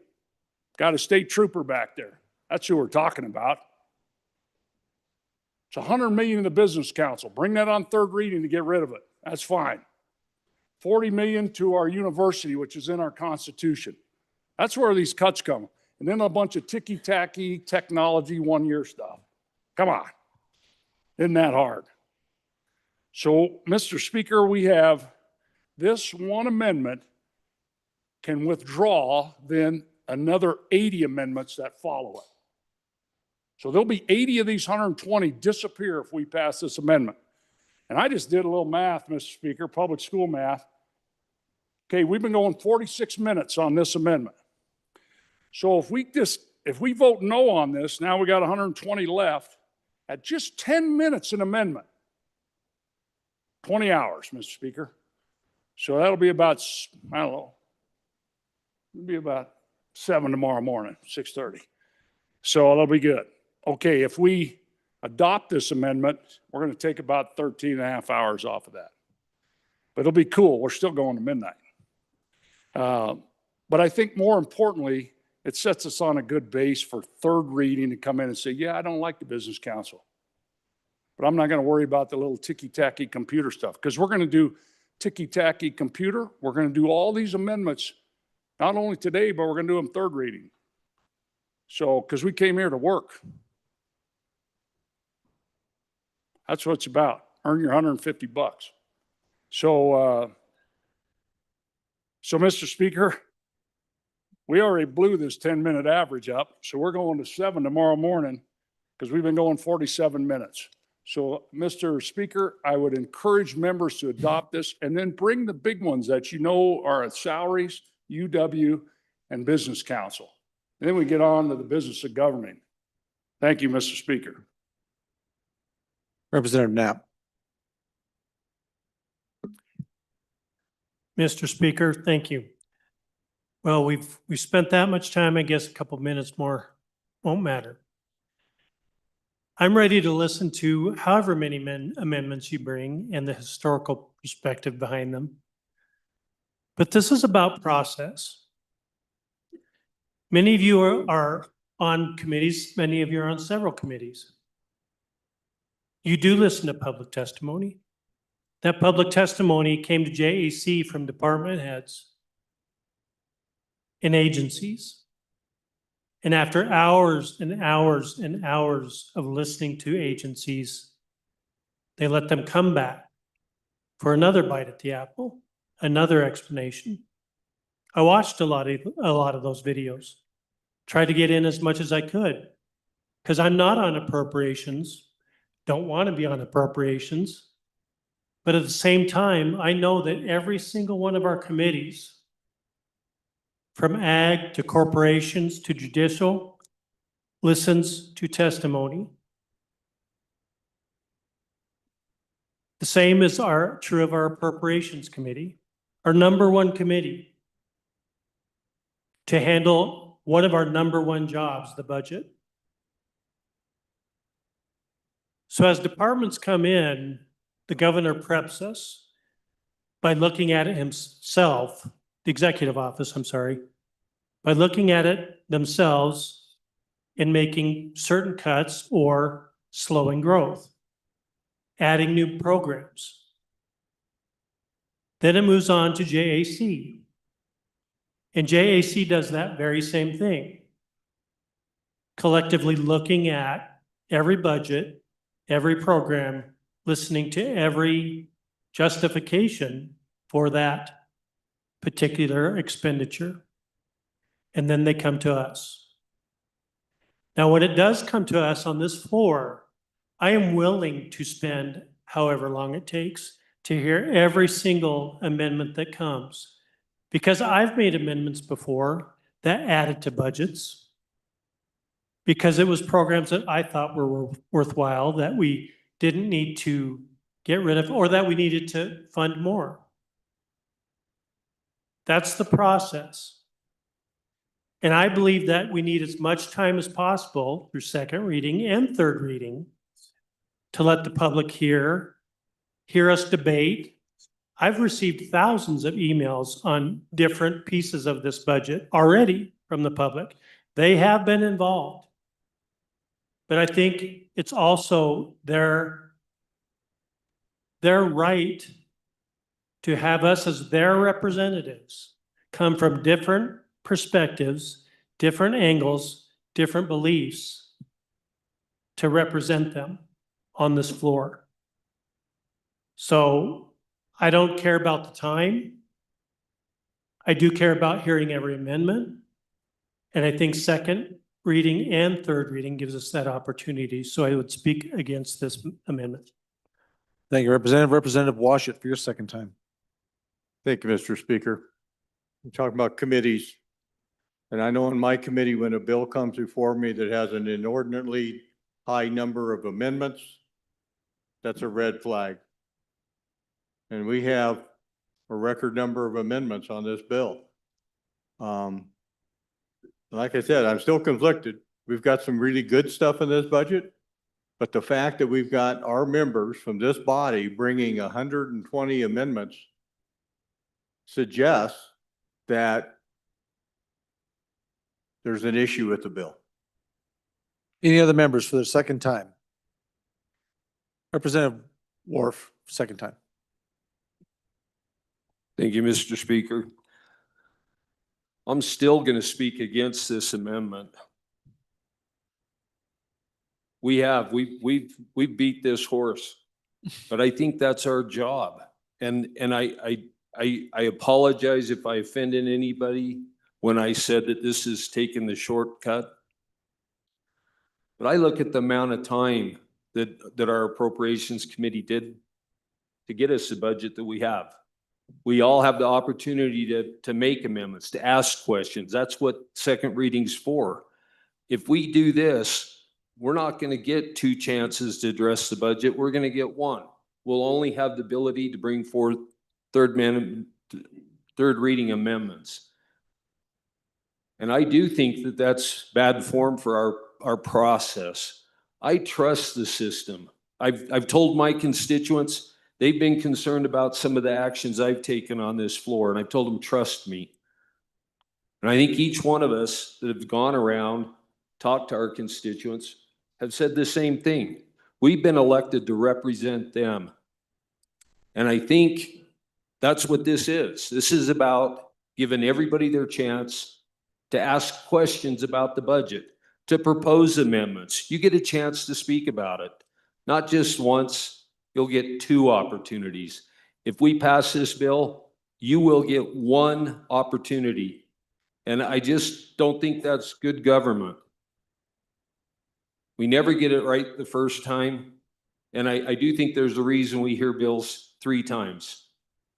And this is just amazing to me that this body and maybe the body next door would be willing to just give everything to the executive branch and have one opportunity for this body to weigh in on that. I think that is a mistake. The people that have taken time to draft those amendments should have the opportunity to have them presented before the body. Trust that this body has the wisdom to accept those amendments that we should have and to deny those that we don't. I'm not afraid, and I ask you not to be afraid of the process. Let's do our job. Let's hear these proposed amendments. Thank you. Thank you, Representative. Representative Byron, your second time. Thank you, Mr. Speaker. Body, it's a bit early to get glazed over, so I'll keep this short.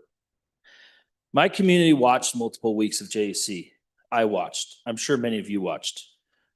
In the following weeks, my constituents asked, what happened? Why didn't they listen to us? What are they doing? Do you realize how hard we are working in our communities and how much we love Wyoming? Do they realize? During the first reading, I was disappointed. We asked a lot of questions, didn't get any answers. Why? I don't know. What I do know is voting aye for this amendment doesn't change how today goes. We can bring more amendments Thursday. We can do different things this amendment. We can split things. We can work hard. I've already had my first snack. Be strong today. Be strong in your convictions. Be strong in this amendment. Support it. Vote aye. Representative Johnson, second time. Thank you, Mr. Chairman. I think we should be strong in our convictions. Let's vote on every amendment that is offered today. Let's not push this can down the road. Let's do our job today. Let's vote on every amendment that is on the floor. Let's begin now. Thank you. Representative Filer, second time. Thank you, Mr. Speaker. And with the last speaker, I agree. I think we vote on this amendment too. This is not a new bill. This is an amendment. Folks, and another thing that I heard was that, you know, we got to stay down here. We got to stay till 7 in the morning. We got to do our job for the people of Wyoming, and we will definitely do that. Either way this amendment goes, we'll do that. There's no problem with that. But you know, one thing I get from my constituents when they call me is I don't just tell them to trust me. I try to find the right answer for them. I try to help them with their problem. And when I've been getting emails like crazy, why is JAC doing this? The governor's rec was how we wanted it. Why did they do this? Why did they do that? So we asked the questions. We listened on this floor for hours. What can we take back to them? Do I just say, trust me? Do we just say, I trust JAC? Do we just say we trust each other, all of us? Or is that something we have to debate? Everybody's got a different opinion and ideology, whatever it might be. But we have to debate that. We owe it to our constituents to debate that. $105 million, state employees. And I'm not saying I had a whole bunch of state employees call me, but I can tell you there was a few. I had a few. We look at our highway patrol, how much we pay them. It's unreal. But I guess what we could do is trust, because, you know, trust the JAC to answer all and make that decision for all of us, because we're going to get fought on every single corner of this. It doesn't matter which way we turn. Doesn't matter what amendment we propose. We're going to get fought on every single one of those things because we have to trust what they brought us. Well, I'm going to tell the state of Wyoming, I don't trust anything much in government. But one thing I do trust is my constituents. And when they say, hey, we need pay raises here. We can't afford to live in our homes. We can't afford to have a good Christmas for our kids. I think this is something we really have to consider. And when we can't get an answer of why we cut $105 million away from them, we have to start figuring that out. And that's why I'm in favor of this amendment, Mr. Speaker, is because it brings it back and makes that committee have to actually articulate to us why they did it. I don't agree with the executive branch on everything either. I'll bring amendments also on a third reading to change things. But I think right now, let's have the real honest discussion. And when committees do their work, they come back and they understand the issue and they understand they can answer all those questions. I want to hear the answer to all those questions, and so does the people of Wyoming. So I'm on and for this amendment. Representative Locke? Any others? Second time. Seeing none? Representative Bear, second time. Thank you, Mr. Speaker. Appreciate all the debate. Appreciate the bringing the amendment. I think we're going to have a lot more robust debate, and that's really appreciated. Well, why do I appreciate it? I appreciate it because this is how we do our work.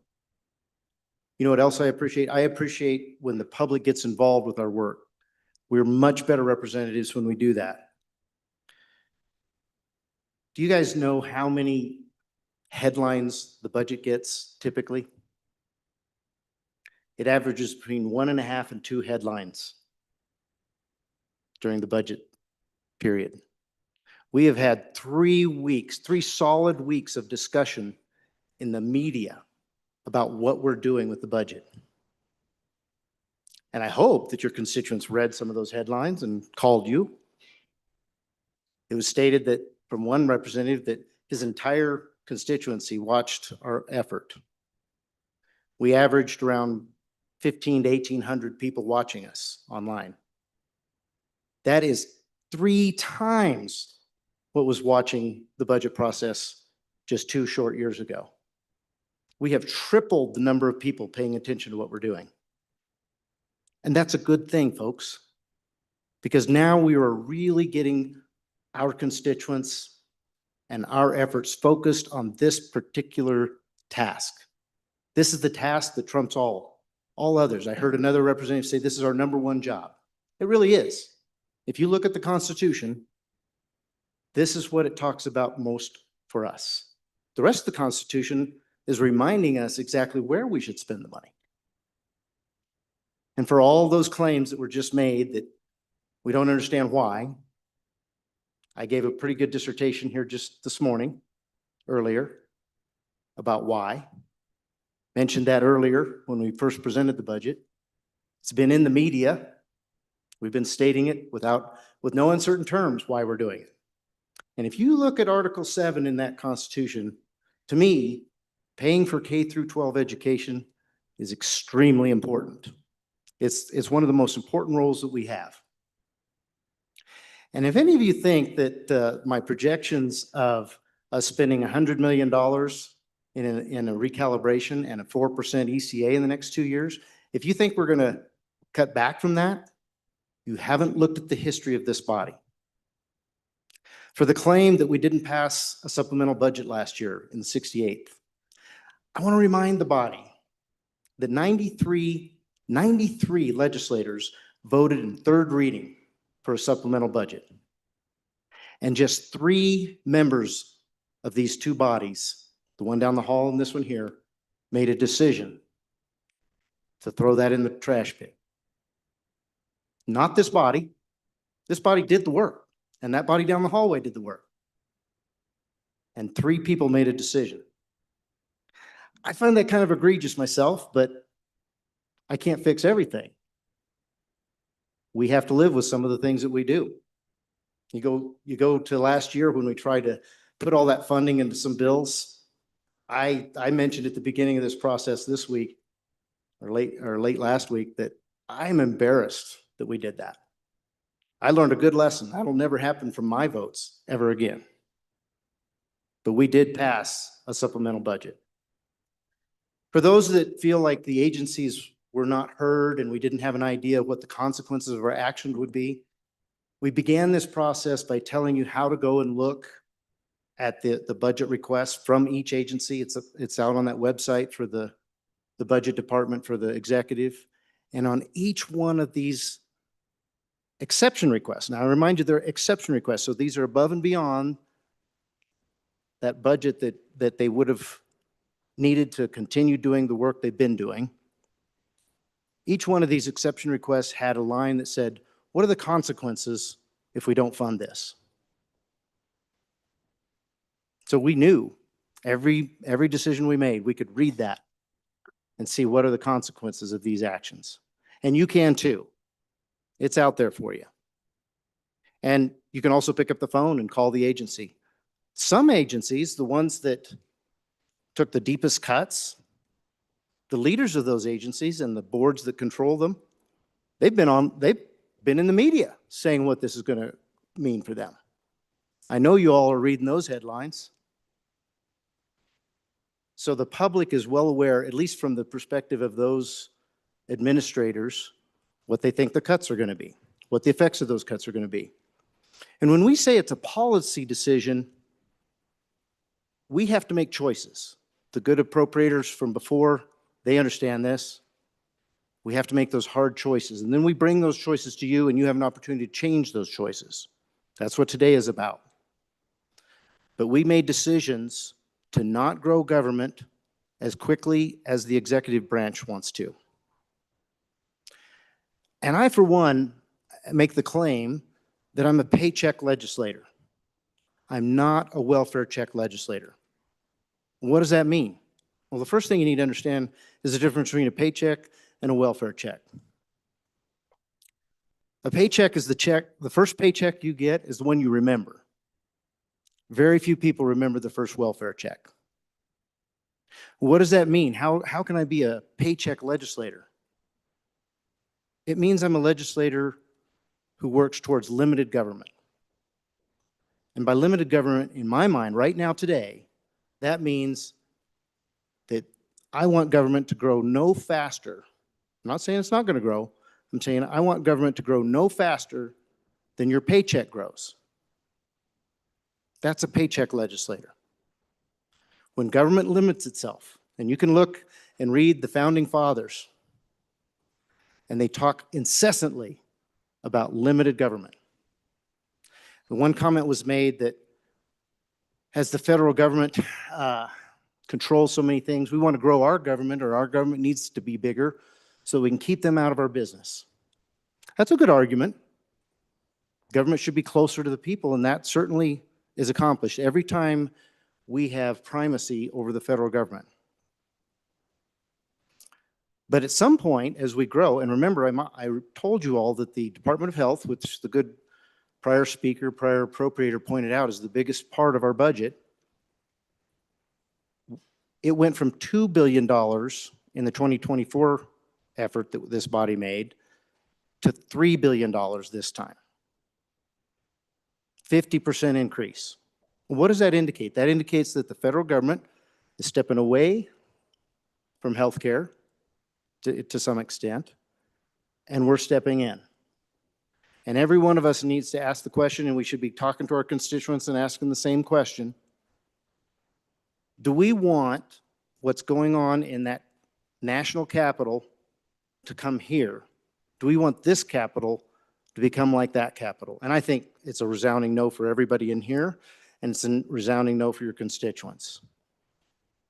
So the whole idea is about slowing the growth of government. And that's what the budget that we brought here to your body does. On and against the amendment. Representative Larson, JT, for your second time. Thank you, Mr. Speaker. And I sure am glad that the citizens of Wyoming have been paying attention to this budget. And the previous speaker spoke about having 3 times as many people watching online. In my political experience, when you have more people show up to something, generally that means they're upset with what's going on.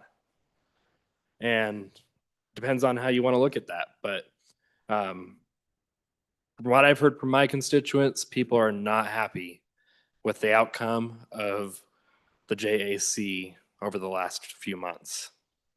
And so I encourage you to support this amendment so we can get back to where we started and start from there in third reading to adjust it to what this body as a whole wants, not just a group of a few legislators. Thank you. Any other members for their second time? Representative Guggenmoss. Thank you, Mr. Speaker. I, for one, have never talked with any of my constituents and had them tell me they wanted the state to spend more money. Not once. In fact, it's been the exact opposite. They're tired of the big spending. So on and against this amendment, it would immediately put more money, spend more money. And I don't want to go back home and have to give an account of not only spending more money, but also if we vote for this amendment, it will also signal that we don't care about waste. all the time that the committee spent on this, all the money that was spent in committee, getting all this information, coming to these conclusions will be thrown out the door. I, for one, do not want to give that signal to my constituents. Thank you. Any other members for their second time? If you don't know who you are that have time available, Locke, Stivar, Lean, Campbell, Alyssa, Landon Brown, Jarvis, Sherwood, Chestick, Geringer, Nicholas, and that's it. If you have something you'd like to share on a second go around, please do. Otherwise, I'm going to go back to the bringer. Representative Yen, please. Mr. Speaker, thank you. So members, thank you for the vital debate. I mean, without this debate, we wouldn't be who we are, which is the House of Representatives. It is our responsibility to speak for the voices, not just of our constituent, but what we believe the voice of taking care of our great state is. So both our community and the larger community of Wyoming. I think it's important that we highlight why this has come to us today, and maybe one of the reasons that I'm bringing it, because this is about, as some members had said, we should just trust the committee and then we can take little parts and do of them as we will. I think that's the biggest thing is, do we trust the committee? I think I've always had a healthy distrust of JAC. I think that's very appropriate. I hear when the former chair of JAC had always come up and I was like, do I really believe what he's telling me? And am I really going to adopt the fact that this is going to tip over into that and that tips somewhere else and that makes sense? But I think what has tipped me over for the reason that I bring this amendment is frankly, when I hear stories like, we're going to take this much out of Indian Health Service, right? And we had no idea where that even came from. The motion happened. There was literally no discussion about the motion. There was no discussion about that topic within either the committee publicly or within the agency when presenting to them. And so they cut it out. And then fire ensued by the time the committee on tribal relations met. The committee chair for JAC came and said, oh, it's an accounting error. We're going to put it right back. If I can't trust the chair of JAC with that one bit, how am I going to trust them on the whole budget markup, right? And when I see things like, oh, we're going to put this 1 year, you know what I think to myself? I think, is this a cut just so I can say I'm cutting it on an election year and then we'll just pay for it on the supplemental when they come back on the supplemental year? That's where I think when we're talking about, do we trust the committee work or are we going to do the work of the legislature? I want to make sure that we're doing the work of the legislature. Excuse me, Mr. Speaker, point of order. Representative, we've had enough of people standing up and disparaging the committee. We may disagree on policy, but we can quit. We've gotten in a bad habit of saying we don't trust them, and making claims on this floor. If you disagree with policy, we all do. 62 different opinions. I would just ask that you quit disparaging other people for no other reason than to push this issue. I think it's the wrong way for this House to go, and we've gotten in a bad habit of it. Thank you, Mr. Speaker. Thank you, Representative. Mr. Speaker, I do think it's the core of the argument of why we should return to the governor's rec. It is. It truly is the core of the argument. Where should the starting point be? Should it be one where we've cut in half bits and pieces over here, and then we take the knife and we stab the university and we stab the business council? Or should we take a scalpel as the body and figure out? Point of order, Mr. Speaker. Representative. That's exactly what I'm talking about. Do we stab this person? Do we stab this person? If you disagree with policy, Representative, argue the policy. You can stay away from the name calling and the finger pointing in the way that you've done it. Thank you. That's my opinion. Thank you, Representative. Representative, and just for a moment, I have tried to be very liberal and allow all of you the opportunity to be able to share your feelings in this situation. But I'll have to tell you, folks, I'm getting a little fed up with the idea that there's some kind of, you don't like this, or you've got some major ought with this.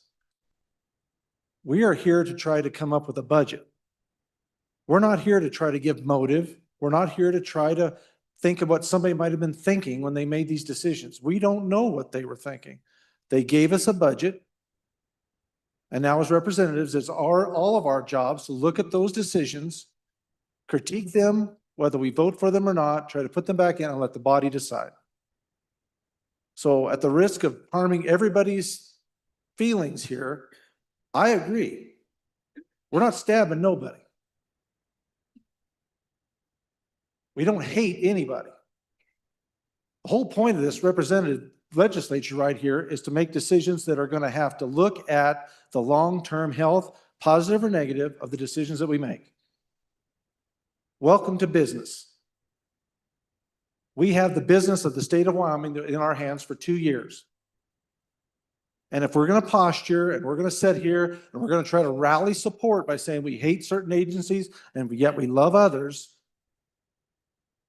I think we do everyone a real disservice when we get into that point in the conversation. So I would caution everyone in this chamber, keep it on the script. And let's get this job done. Again, I don't want to neglect any of your opportunity to be able to share your feelings, but keep it on the script. Ain't nobody hating nobody around here. We got to come up with a budget. Ain't nobody stabbing nobody around here. We're trying to come up with a budget. I would encourage you to keep it on that. Representative Yen, if you'd like to finish your remarks. Mr. Chairman, thank you. I did not call anyone names. We've had the analogy of the scalpel. I'll leave it at that, and I'll ask for your favorable consideration. Thank you, Mr. Speaker. Chief Clerk, call the roll.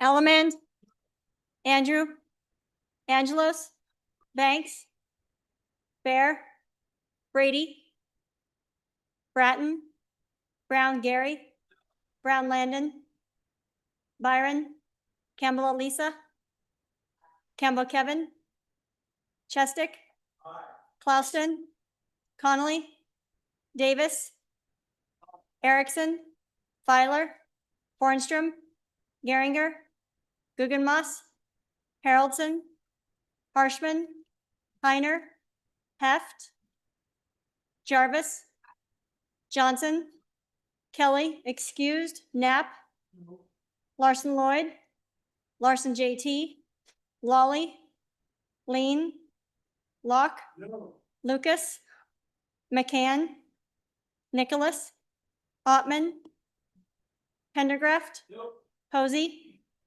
Provenza, Riggins, Rodriguez Williams, Schmid, Sherwood,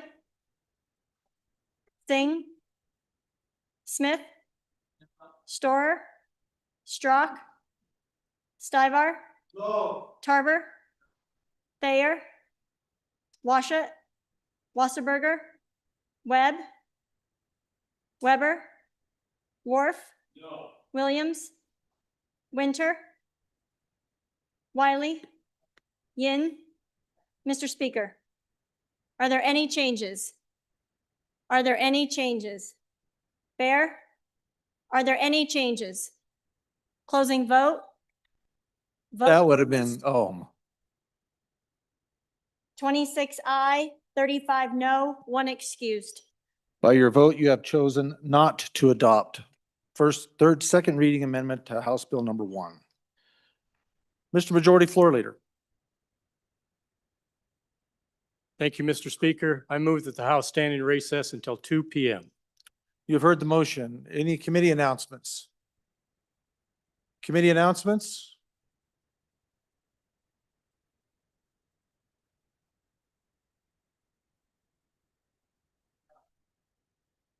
You're good. Chairman Byron. Thank you, Mr. TRW. Speaker.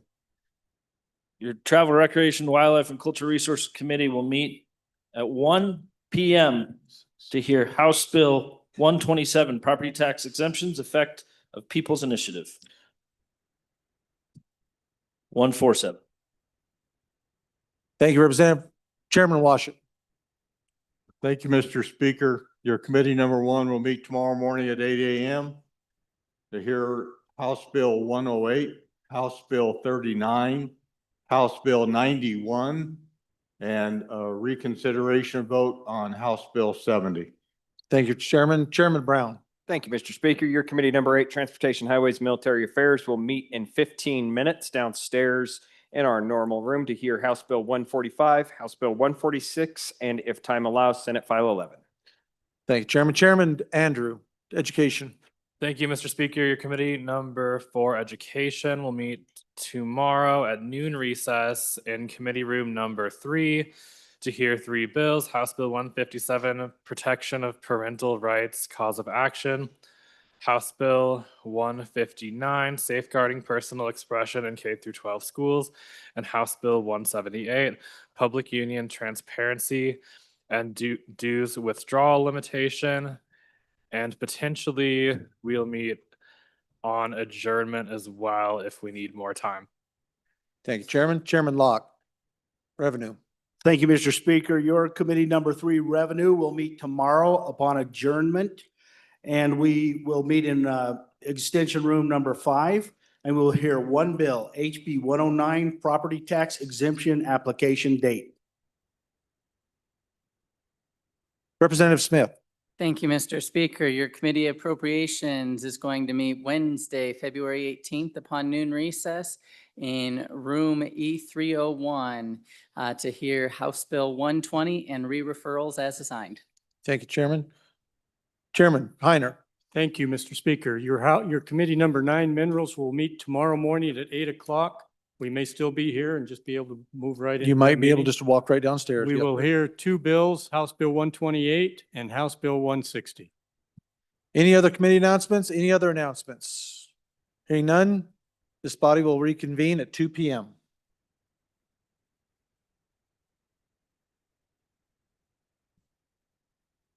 Okay, so if I just said wow, would that be okay? I mean, wow. That's it. Try that.